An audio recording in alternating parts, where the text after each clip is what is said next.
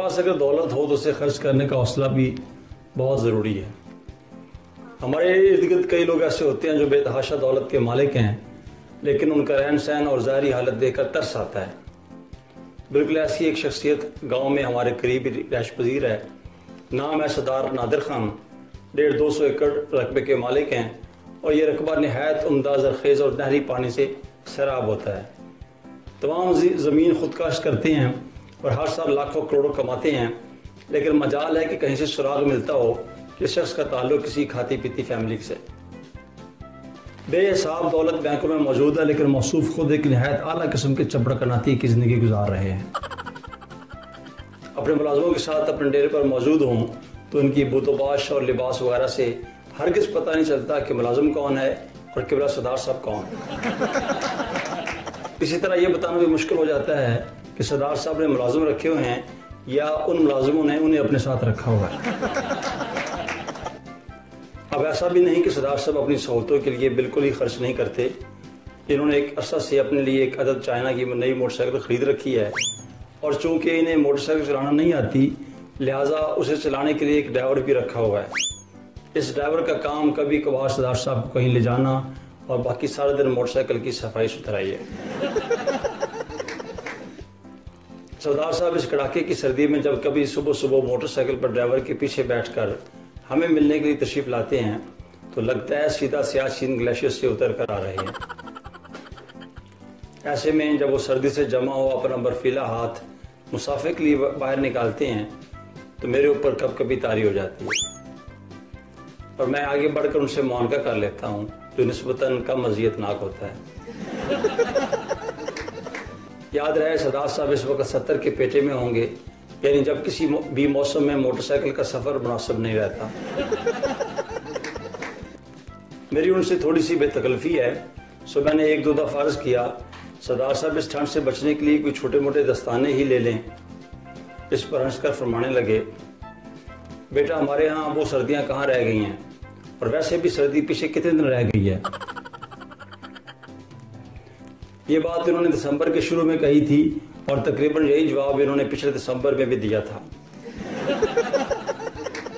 उनके पास मोटे बटनों वाली एक ईरानी जर्सी है जो लगता है कि क़याम पाकिस्तान के फौरन बाद ही कहीं उनके हाथ लगी और अब तक उनका साथ दे रही बल्कि सजा काट रही है।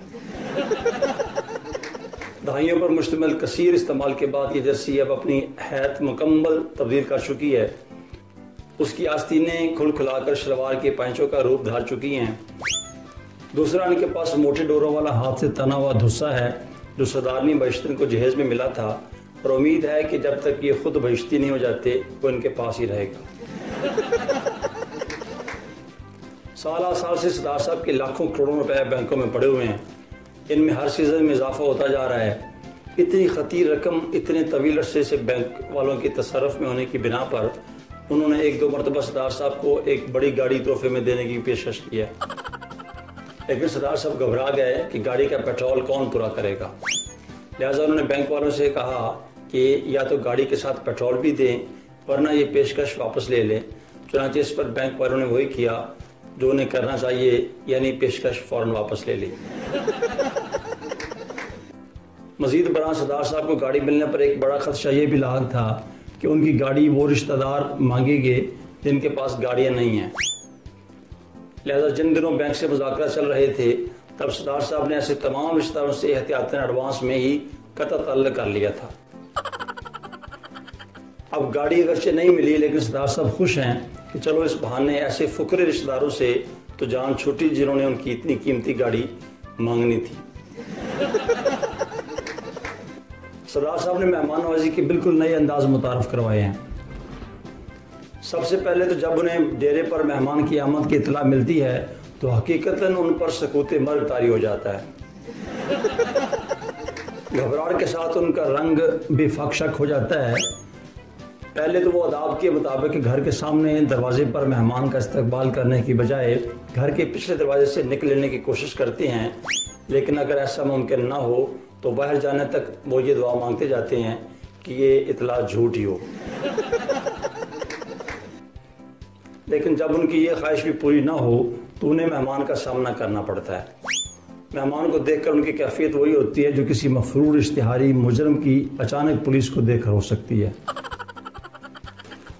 मेहमान बाजारी के सिलसिला में वो आखिरी अरबा ये इस्तेमाल करते हैं कि उसकी खातिर मदारत के लिए मुलाजिम को कोई ऐसा अजियतनाक आर्डर देंगे कि मेहमान आइंदा यहाँ आने से तौबा कर ले।